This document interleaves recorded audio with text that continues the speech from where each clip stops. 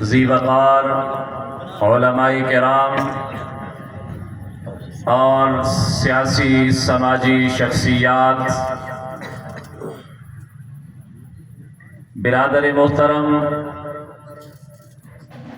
سفیر امن حضرت قاری محمود احمد قاسمی صاحب کی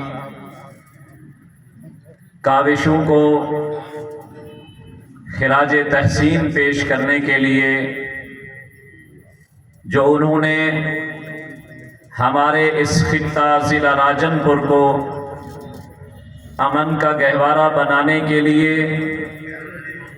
پیار، محبت، امن اور سکون کا درس دینے کے لیے علالت، بیماری اور ضعف کے باوجود کچا شاہوالی سے لے کر جامپور کی سرزمین تک امن کا پیغام لے کر گلی گلی کوچا کوچا پھر رہے ہیں۔ آج بھی ہماری اس خوبصورت بزم میں، گلدستہ میں عیسائیت کی نمائندگی، ہندو مذہب کی نمائندگی،